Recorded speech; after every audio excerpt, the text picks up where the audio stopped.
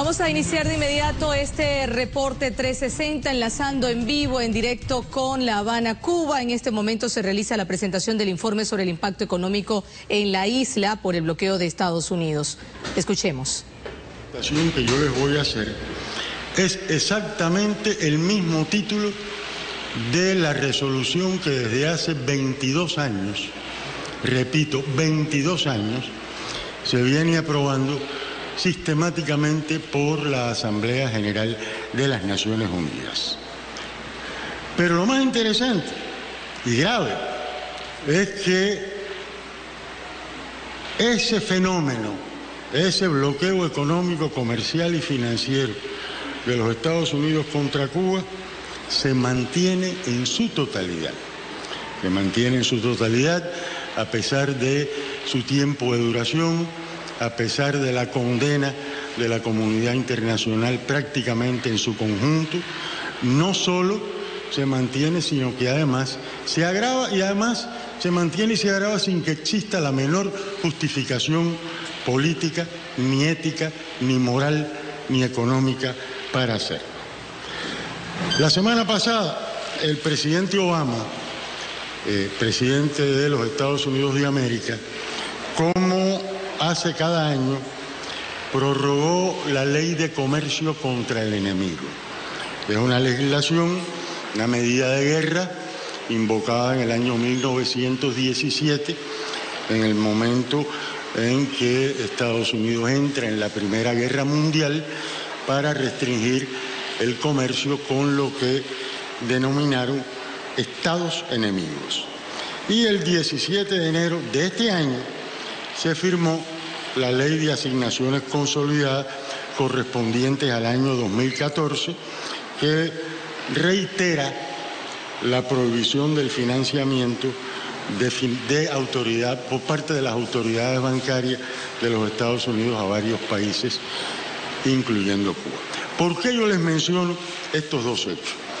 Se los menciono porque cuando hablamos de bloqueo, no estamos hablando de una sola medida, una sola ley, una sola acción.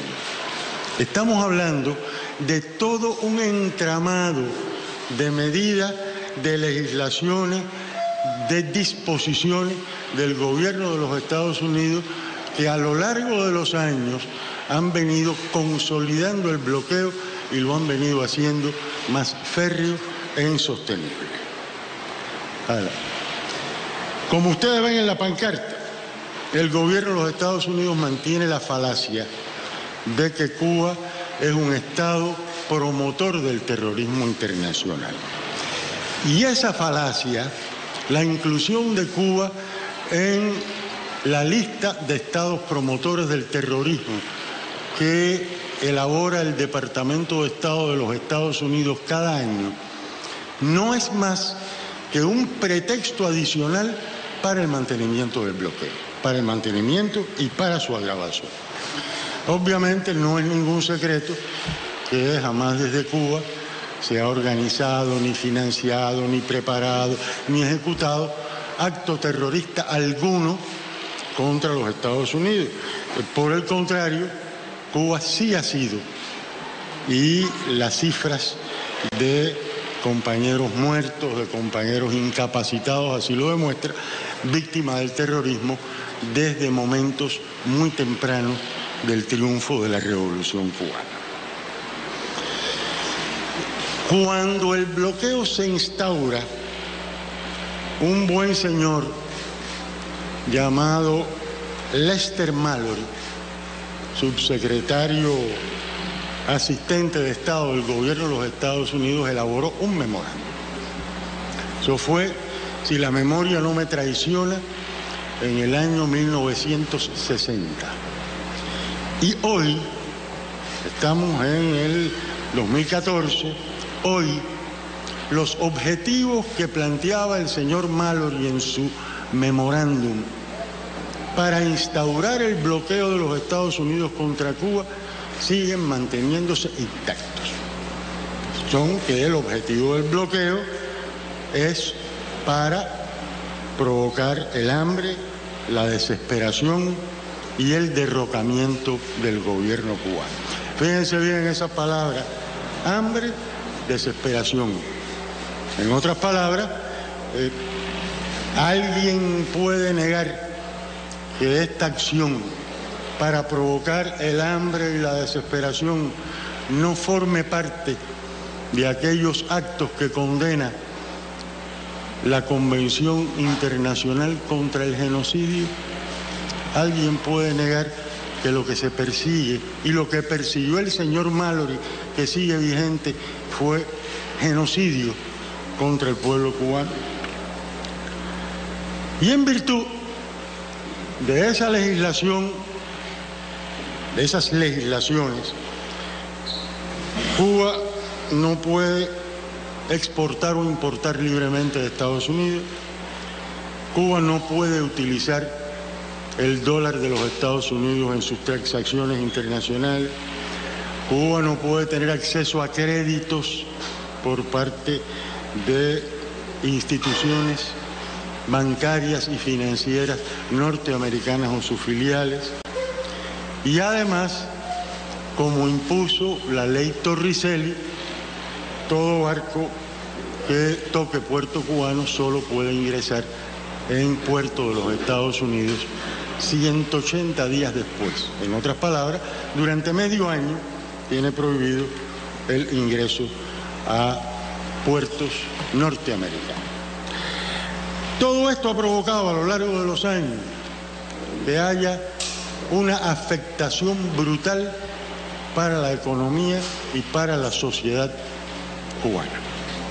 Desde hace algunos años nosotros hemos estado calculando los costos del bloqueo en función del precio del oro, que nos parece que desde el punto de vista estadístico y desde el punto de vista económico es el cálculo más acertado, porque en la medida que el valor del dólar en comparación con el oro se modifica, así se modifican también los costos del bloqueo para Cuba. No es lo mismo el poder adquisitivo de $1 de 1960 al poder adquisitivo de $1 del año 2014. Y por tanto, en función de ese cálculo, nosotros hemos calculado que hasta marzo de este año, hasta marzo de 2014, en comparación con el precio del oro, el bloqueo le ha costado al pueblo cubano la astronómica cifra de 1 billón. Cuando hablo de billón, es billón en español, es millón de millones, no es billón en inglés. 1.112.534 millones de dólares. Y ustedes comparan esta cifra con la del pasado año, es un poco más baja. No porque el costo haya sido menor, sino porque se modificó el valor del oro. El oro ahora vale menos en comparación con el dólar que lo que valía hace un año. Y por consiguiente, la cifra obviamente tiene que modificarse. Y si lo vemos a precios corrientes, cifra que a mi juicio dice bien poco, sería 116.880 millones de dólares. Pero además de ese costo, que es un costo económico, debemos tener muy presente que el bloqueo viola los derechos del pueblo cubano.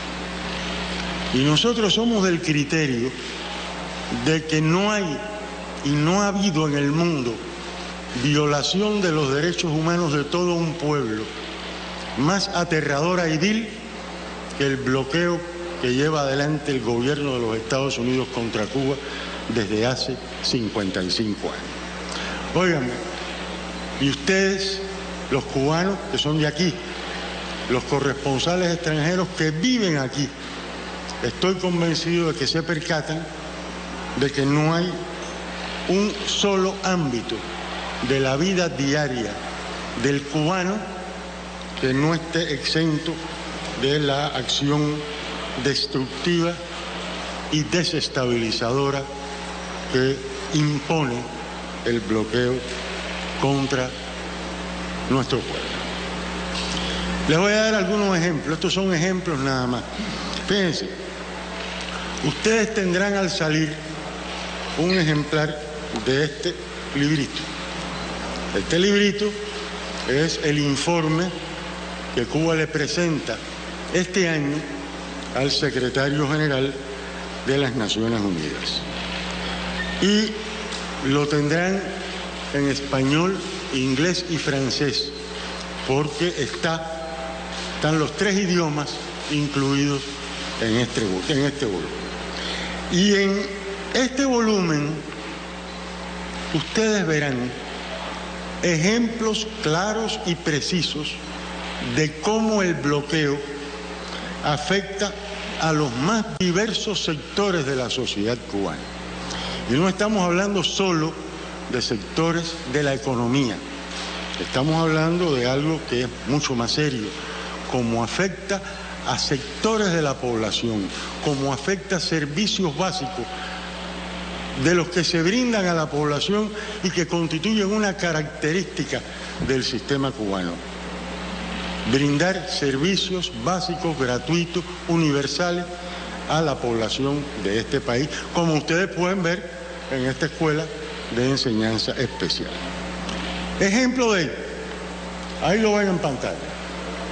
A causa del bloqueo, los niños cubanos con cáncer de retina no pueden beneficiarse del tratamiento de braquiterapia ocular, porque las placas de yodo radioactivo necesarias para dicho tratamiento son únicamente producidas por la empresa estadounidense 3M.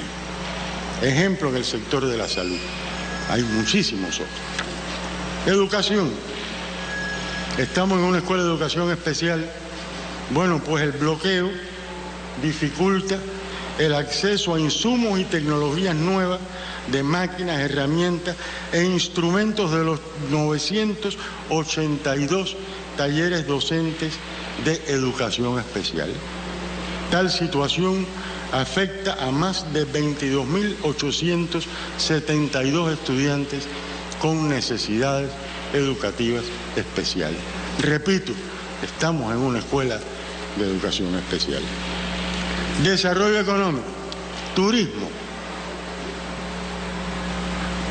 El sector del turismo y las actividades asociadas al mismo se ven afectados por un monto que, según se estima, es imposible poder tener un monto exacto, pero se estima que ascienden a más de 2.000 millones de dólares en las áreas como los servicios, las operaciones de las agencias de viajes, el aseguramiento logístico. Recuerden ustedes que a los norteamericanos les está vedado por ley venir como turistas a Cuba. Solo les digo eso como recordatorio. Ahora, uno de los aspectos más alarmantes del bloqueo, como se manifiesta hoy, es a través del recrudecimiento de su carácter extraterritorial. Esa ha sido, durante muchos años, la característica del bloqueo. ¿Qué quiere decir que tiene carácter extraterritorial? En otras palabras, que el gobierno de los Estados Unidos impone que su legislación sobre el bloqueo, sus medidas sobre el bloqueo, se apliquen extraterritorialmente en otras naciones. Es increíble que una empresa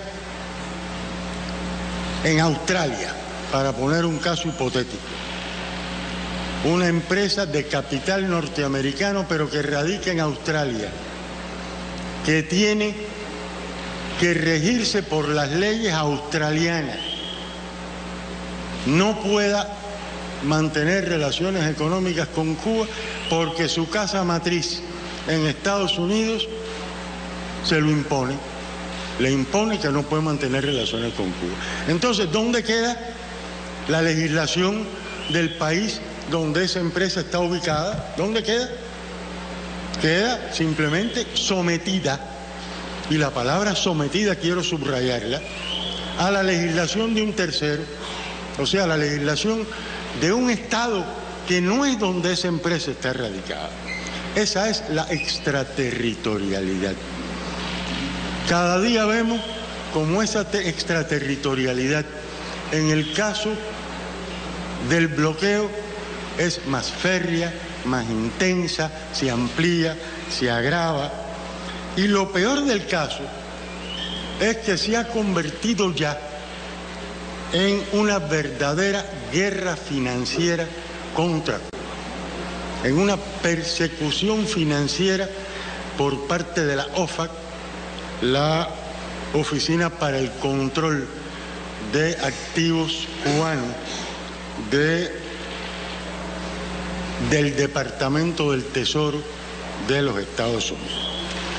Ustedes vieron un ejemplo que a nadie escapa, que es la megamulta de 8.970 millones de dólares impuesta al banco francés, banco bandera francés, BNP Paribas.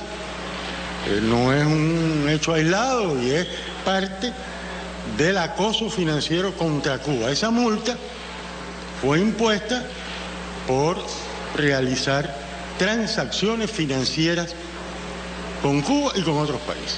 En otras palabras, una corte, un tribunal de los Estados Unidos se arroga el derecho de imponerle una multa a una empresa extranjera, a un banco extranjero, por mantener relaciones financieras con la República de Cuba. Pero fíjense ustedes que este es un hecho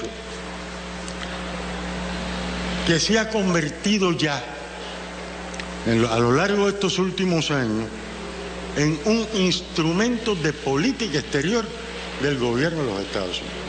Y yo creo que es un elemento muy importante. Hay que calificar a esas acciones de persecución financiera extraterritorial contra Cuba como un instrumento de política exterior.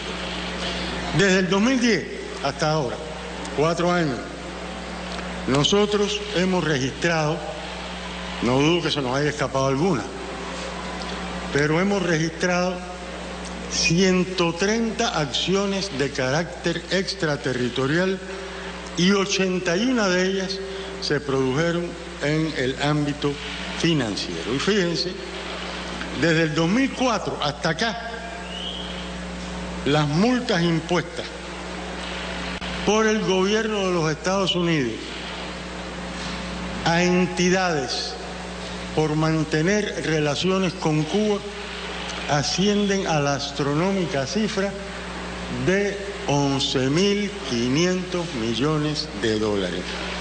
Óigame, hay pequeños países cuyo Producto Interno Bruto o su presupuesto nacional no llega a ser de 11.500 millones de dólares. Y casi todas estas multas fueron impuestas durante la actual administración de los Estados Unidos. Algunos ejemplos. 26 de noviembre de 2013. Les recuerdo que este informe abarca desde abril del año pasado hasta mayo de este año, junio de este año. O sea, los ejemplos que yo les voy a poner son ejemplos que se enmarcan dentro del periodo que abarca este informe. 26 de noviembre de 2013, el Departamento de Justicia del Gobierno de Estados Unidos impuso una multa de 100 millones de dólares a la compañía petrolera suiza Weatherford por la venta de equipos petroleros a Cuba. Esta es, como dice esa diapositiva, la mayor multa aplicada a una entidad no financiera. Weatherford no es una entidad financiera. 11 de diciembre de 2013, la OFAC impuso una multa superior a los 33 millones de dólares al Royal Bank of Scotland por relacionarse con Cuba. Este es un caso muy interesante, porque esto le da a ustedes la medida, que viene ahora, de que el bloqueo llega hasta a las acciones más pedestres. Hay una compañía de ventas al por menor en muchos países caribeños y centroamericanos denominada PriceSmart. Una tienda en la cual los ciudadanos se inscriben y compran a precios especiales, etcétera, etcétera. Bueno, en febrero de este año, las sucursales de la compañía PriceSmart en varios países caribeños y centroamericanos se negaron a realizar ventas a ciudadanos cubanos no residentes en esos países.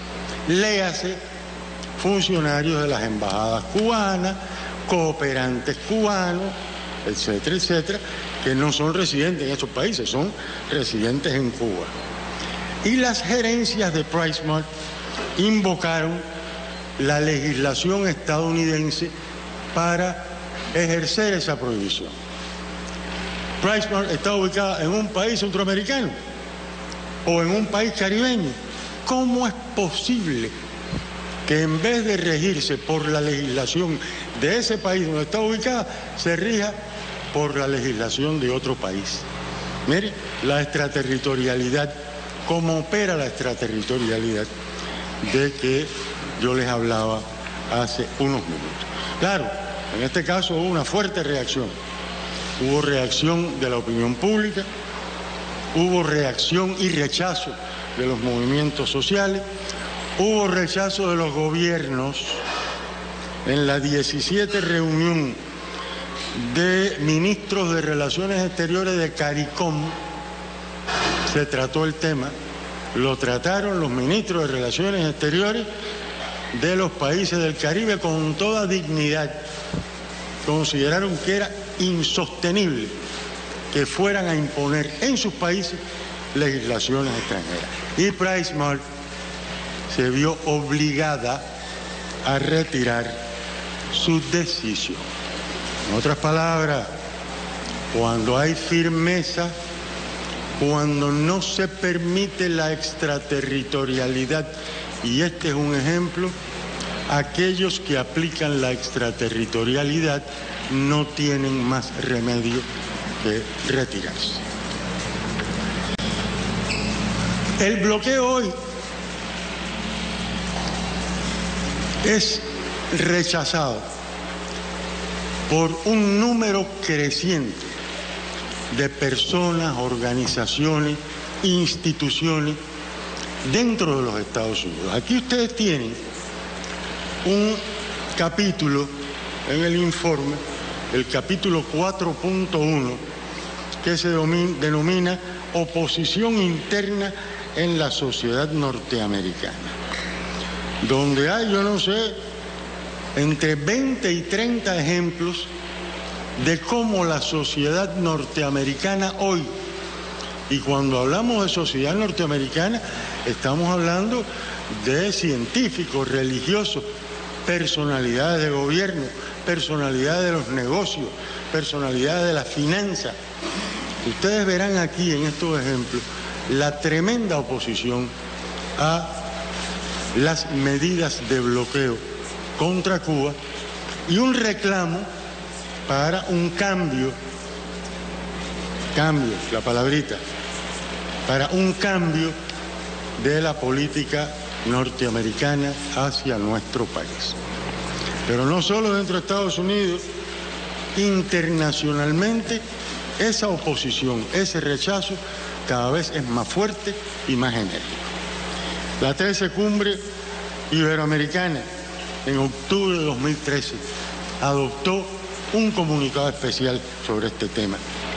La CELAC, aquí en La Habana, 28 y 29 de enero de 2014, además de incluir el tema en la Declaración de La Habana, con toda fuerza, aprobó un comunicado especial rechazando el bloqueo y demandando que se le ponga fin La conferencia ministerial del Movimiento de Países No Alineados en mayo de este año en Argel hizo lo mismo.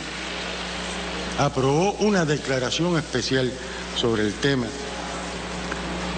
El grupo de los 77 y China, reunido en Santa Cruz de la Sierra, en Bolivia, en junio de este año, reiteró también su rechazo al bloqueo. La Unión Africana, y fíjense ustedes, estoy hablando no de países individuales, porque sería interminable, estoy hablando de grandes agrupaciones de países, de las agrupaciones de países más grandes que existen en el mundo. La Unión Africana, en junio de este año, reiteró una vez más su rechazo al bloqueo y demandó su eliminación. Ahora, todo esto lleva a un resultado, y ese resultado es que, al igual que años anteriores, el día 28 de octubre de este año, dentro de poco más de un mes y medio, Cuba presentará una vez más su proyecto de resolución titulado Necesidad de poner fin al bloqueo económico, comercial y financiero impuesto por los Estados Unidos contra Cuba. Ustedes recordarán que históricamente una mayoría abrumadora de la comunidad internacional, solo con un par de excepciones normales, ha apoyado la necesidad de poner fin al bloqueo.